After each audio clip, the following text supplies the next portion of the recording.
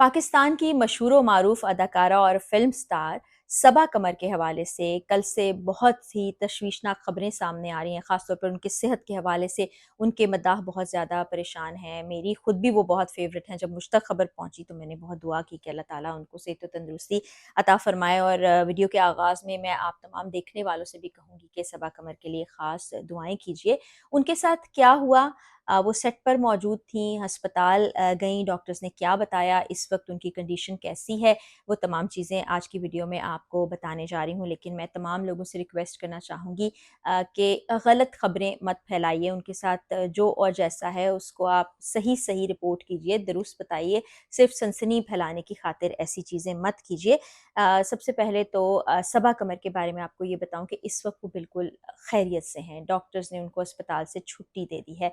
उनके साथ हुआ क्या था, वो भी मैं आपको बताने जा रही हूँ। ये इस्लामाबाद के करीब रिकॉर्डिंग्स कर रहे थे। शूटिंग्स आपको पता है कई-कई दिन चलती हैं, फिर आपको मालूम है कि मौसम ऐसा है, फिर कई घंटों तक शूट चल रहा होता है। वहाँ पर बड़ी-बड़ी लाइट्स होती हैं और अनथक मेहनत की जाती है अदाकारों की तरफ से। जैसा कि लोगों को लगता है कि ये बड़ा आसान काम है, इतना आसान नहीं होता और नींद की रूटीन तो बहुत डिस्टर्ब हो जाती है। तो सबा सेट पर ही मौजूद थी, रिकॉर्डिंग कर रही थी कि उनको कुछ दर्द सा महसूस हुआ। वो दर्द आहिस्ता-आहिस्ता बढ़ा और कुछ लोग ये भी बता रहे हैं कि उनको बहुत कमज़ोरी महसूस हो रही थी, खड़ा होना भी मुश्किल था। तो उनको करीबी अस्पताल में ले जाया गया। कायदे-आज़म इंटरनेशनल अस्पताल है रावलपिंडी का, जहाँ पर उनको ले जाया गया।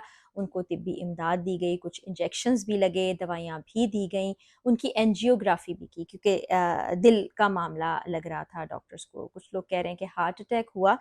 इस बारे में अभी कोई मुसद्दिक़ा इत्तला सामने नहीं आई। यहाँ तकलीफ़ ज़रूर थी, जिसके बाद एंजियोग्राफ़ी की गई और उसके बाद आपने देखा होगा कि सबा ने अपने सोशल मीडिया पर एक तस्वीर लगाई जिसमें उन्होंने पूरी टीम जो साथ मौजूद थी डॉक्टर्स की, वो भी शामिल हैं। उनके बारे में भी बड़े अच्छे अल्फ़ाज़ कहे और मद्दाह जो हैं वो भी थोड़े इत्मीनान में आए, लेकिन वो जानना चाहते थे कि उनके साथ हुआ क्या है। तो अभी डॉक्टर्स ने उनको छुट्टी दे दी है। जो डॉक्टर्स ने बताया वही मैं आपको बताती हूँ।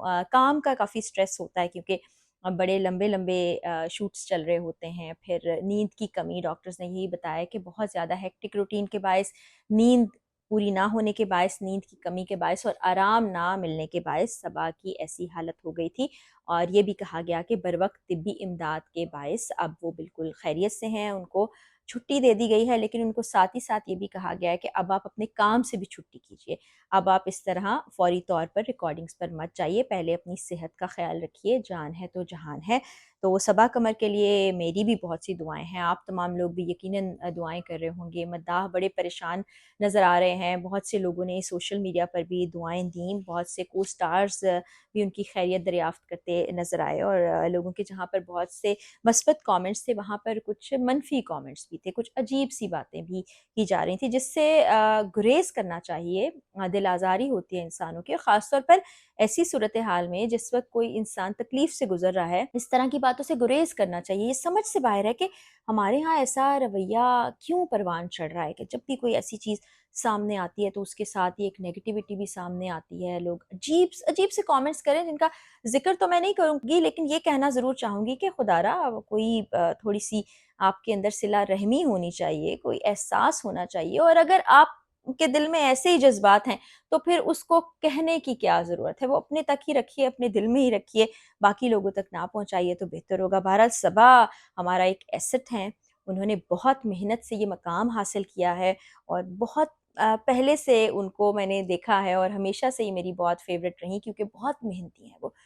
जिस तरह से एक बड़े हम्बल बैकग्राउंड से वो आईं, जिसके बारे में वो हमेशा बात भी करती हैं, फिर इस इंडस्ट्री में आईं, मॉडलिंग के ज़रिए से उन्होंने अपने करियर का आगाज़ किया और बहुत कम उम्र ही में उन्होंने काम शुरू कर दिया था और फैमिली की उस तरह सपोर्ट नहीं रही थी और मुश्किलात का सामना भी किया। उसके बाद उन्होंने अपना एक रास्ता चुना जिस पर वो चल पड़ीं, अदाकारी में आ गईं, टेलीविज़न किया, उसके बाद वो फ़िल्मों में भी आईं और बहुत ही ज़बरदस्त काम करती हैं। मुझे मतलब ज़ाती तौर पर उनकी एक्टिंग बहुत ज़्यादा पसंद है। फिर जिस तरह से वो एक अंदाज़ है उनके बात करने का, बड़ी साफ़ गोई से वो बात करती हैं।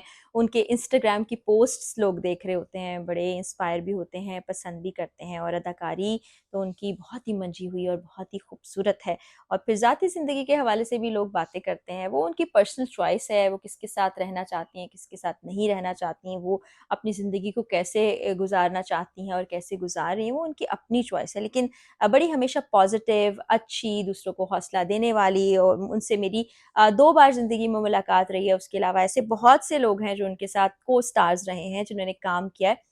हर कोई सबा की बहुत तारीफ़ करते हैं और हमारे बिलाशुबा पाकिस्तान के वो चंद आर्टिस्ट, ख़ास तौर पर मैं अदाकाराओं की अगर बात करूँ कि जिन्होंने बहुत मेहनत करके स्लोली, ग्रेजुअली अपने आप को इस मकाम तक लेकर आए हैं और वो मेहनत के ज़रिए ही आगे आई हैं, उनमें ये शामिल होती हैं। और भी बहुत से अब अदाकार हैं और ये काफ़ी अरसे से काम कर रही हैं, लेकिन अभी भी इनकी पसंदीदगी में कोई कमी नहीं आई है और इनकी जो एक पॉज़िटिव वाइब है और जो एक एनर्जी है, दूसरे लोगों के लिए भी मेरे ख़्याल है फ़ायदेमंद होगी और जूनियर लोग जो हैं वो उनसे सीखते हैं।